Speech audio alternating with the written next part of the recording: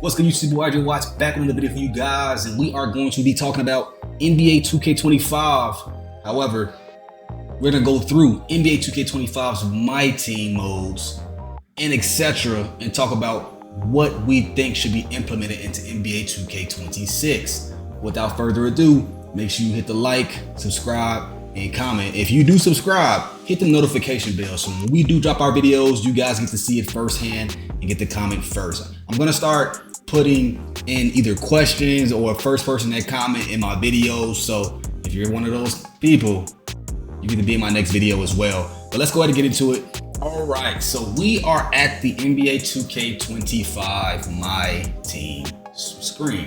However you want to call it, menu screen, etc., whatever.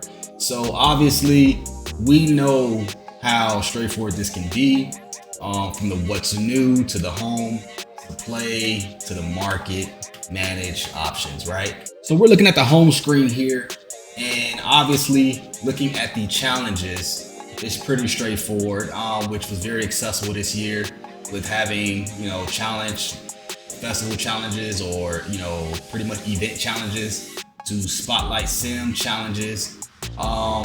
Back then it was, Spotlight had its own mode, and I feel like Spotlight should be in the play screen. Spotlight Sim should be in the play screen, not the challenges screen, but it came with the territory coming in this year. Lifetime challenges, which, speaking about lifetime challenges, right? Now, when the game first dropped, right? The first lifetime challenge was to lock in 1,000 players. And that was it. That was season 1. And that gave you what, 1 legend badge? Yes, literally 1 legend badge. Now, 1,000 players is a lot of cards. But after that, they really didn't drop much. A lifetime mode reward where you complete all of these challenges to get a basketball.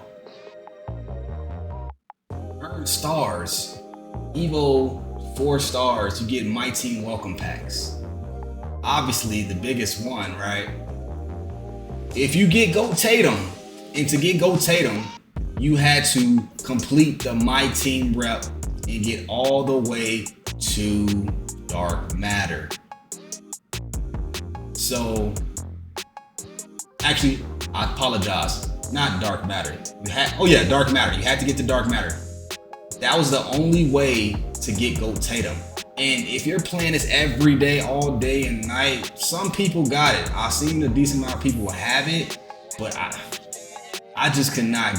It's not enough rep. It's not enough, like, the bar wasn't moving as much to get to that Go Tatum.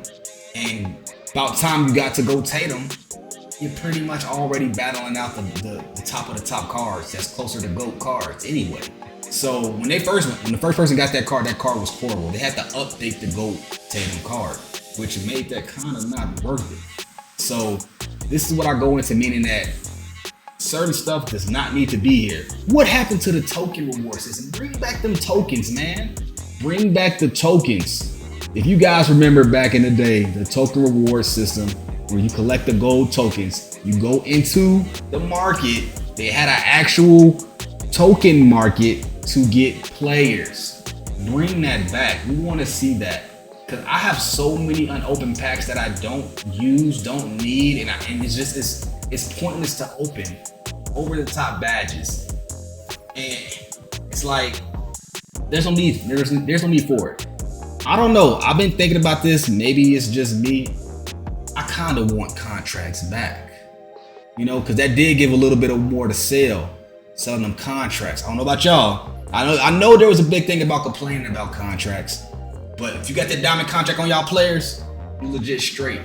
But I feel like diamond contracts should come back, or all the contracts should come back, and we should tone down the badges. I know we got legend badges now, which is not really needed, because at this point we went from Hall of Fame badges to legend badges, and it's like, what's next? You know what I'm saying? Eternal badge, like what is next? I don't think we need more badges. But we go to the play modes, from Showdown, Breakout, Triple Threat Park, King of the Court. Now we know King of the Court, AT&T, powered by AT&T, and 2K26 is coming. That's gonna be interesting. I can't wait to get more news on that and drop a video on that for you guys as well.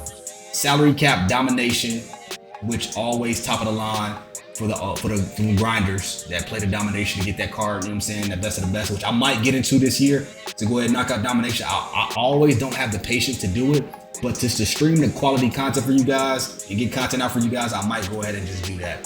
The exhibitions, I don't know. Do you guys use the exhibitions? I was using it here and there just to get a little MT, get a little packs and stuff like that just to sell. I don't know. What's the best reward you got from the exhibition? Let me know in the comment section below, because the most I've got was like 500 to 1,000 MT before. But I feel like we gotta change Showdown back to that limited. Bring them unlimited streaks back. Now I know that I don't know how much they're gonna think about doing that, but you know, Showdown, you play as many games as possible. Let's talk about it. Boosters are gonna boost the hell out of their wins to get to that number of 200 wins or etc. I feel like that unlimited needs to come back.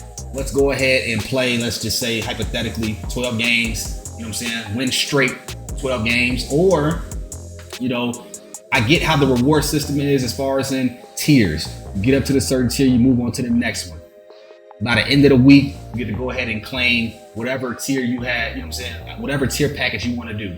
I get they try to make the weekly rewards a thing, which that was pretty dope. I'm not gonna lie. Some of the stuff was pretty dope within the weekly rewards. You know, you look forward to that Friday to be able to get a free Hall of Fame badge, get a free legend badge, or however you want to look at it.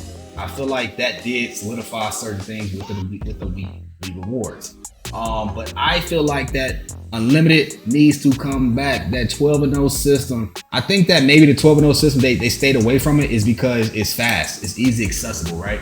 People get 12-0s done just like that. Then it's like, what's next? So I feel like they put Showdown and said, hey, let's make these guys play online mode a little bit longer. You know, play 200 games, win 200 games. So that way that you're playing the mode as much as possible compared to, hey, I can knock out 12 games within almost maybe an hour and a half to 2 hours and be done because I got my card. So I can see both points on that. But I feel like, you know, if you bring back unlimited, make it a little bit harder, bring that 12-0 back, or make it the tier way. And then when you get to that final tier, 12-0. Only way to get that card. So you gotta play. I feel like I like that one. If you want to keep it Showdown to the tiers. Once you get to that final tier, make it 12-0. You can't lose a game. If you lose a game, you drop back down, start over just to get that card. Let me know what y'all think about that, man. Breakout mode, I've seen a lot of people play it. I tried playing here and there, never got something good out of it, but people did get good players from it, from continuously keep trying, having faith. Breakout mode, I feel like the breakout was not it. Breakout mode, I don't think it was it at all. So I hope not to see that mode in 2K26. I know that they tried to do it with the whole Monopoly board type of deal, and you play a game and you go forward to the next one until you get to that end and you can claim your final prize. And with that little warp portal in the corner that takes you to another board and hopes to having a bigger reward for yourself. I just did not feel it. I mean, I get it. Some people played it just to hope to get the best reward, but it never worked out for me, and I felt like it was a waste of time. But if you guys enjoyed that, I mean, hey, you know, I have my cons on it, and there's some pros to it. So that's all I can say. Triple Threat Park. Let's talk about this. I don't want to run around to find a game to play in Triple Threat Park. I want to load up and play. Remember the days when we just load up and play Triple Threat online? I don't gotta wait for nobody. I don't gotta stand in line for nobody. This is not Park, baby. And I get that they say Triple Threat Park, but I'm not loading it. This is not my career. I can't play my team. I didn't come in to wait to play. So bring back that accessible. Let's just hop on the game. We play a Triple Threat online. I load into a match against somebody and we just hoop it out. I want to see that. The market, here we go. We talk about the market.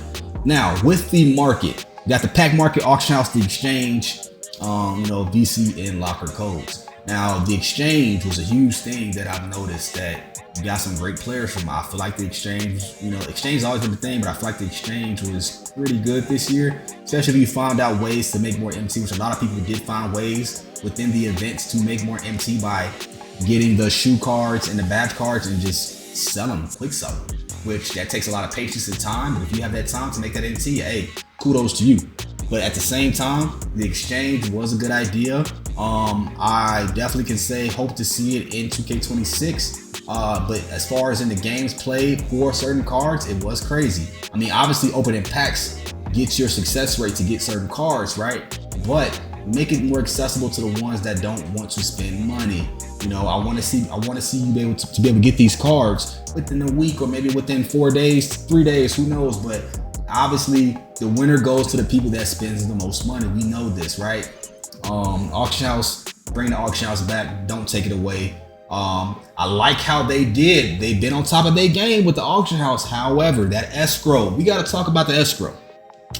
I'll make another video on that, but if y'all want, I can make another deeper video. We can explain a little bit more about that. But the escrow, I feel like it needs to be there, but I feel like it needs to be looked at, because I know it's an AI system. The escrow is an AI system. Pretty much you put up some AI tracks it, boom. No, you cannot do that. It is a number system that within 2K, they got an AI tracking these records and pretty much making these cards not for you not to be able to get them. So I hope this gets looked at in very tedious methods, because I know a lot of people try to get players, especially with certain badges, or trying to sell players with certain badges, and when you sell them for the higher amount and you can't get them because it's like, hey, you know, the AI's like, hey, this card cannot be sold for this amount, no matter what. I feel like that needs to be looked into. So, but they did a great job on catching people that was trying to like scheme the system, get more MT out of it. Maybe with some workarounds, I don't know. But if you did find a workaround, kudos to you. However, you know, at the end of the day, they have been catching people, they have been suspending people, and they've been sticking to their word on banning people. But, you know, obviously they more so been suspending people. If you get caught again, you get suspended for the longer time. So, hey, that's another good one on that. The pack market is always the pack market. Nothing new about that. Keep the pack market, you know, obviously hella packs. But one thing I can only say about the packs, boost up the pack odds just a little bit more, please. I remember back in the day, I was able to get certain cards and I had to spend crazy amount of money just to get these cards. Bring them pack odds back, man. Let us be able to get close to getting them cards. I get last year, not having an auction house and just being able to just go buy the cards. If you want to buy the cards, that was a cool feature, but I don't think that's necessary. Bring the auction house back. Just make the pack odds a little bit higher. People will still buy the cards from the auction house. Just make the pack odds a little bit higher. That's it. That's all I gotta say about that one. Manage mode, lineups is good. Collection's good. Edit players good. Shoe lab, I mean, it's good, accessible, easy to use. Double XP coins, all right. And then the rest, the customized HUD, good feature to check into. I know early in the year when everybody was taking off the their player indicator and etc. was a feature, and people was like, oh, I can't play against people because I can't see the person. Hey man, just play ball. I got used to it. I had to get used to it because I was like playing against people that was doing it, and I end up doing it. So at the end of the day, you know, the better you practice, the better you can show your results and being great at doing what you're doing. So I mean, that's good for that. Settings and the controller settings, you know, was always the same. So I mean, that's pretty much what I want to go through with you guys on from what I think should be an NBA 2K26. Decent amount of changes, but not a lot of changes because we kind of want that mold back as far as how the old 2K was. However, implementing gameplay to be new and feels great. But however, certain things does not need to be in 2K26, that's in 2K25. Hope you guys agree with me, but if you don't, let me know in the comment section below what you guys think should be in 2K26, and we'll get into the next videos as well. But I appreciate you guys tuning in. Make sure you like, subscribe, and comment. Like I said, don't forget to turn on that notification bell so when we drop a video, you guys can tune in right away. So see you on the next one.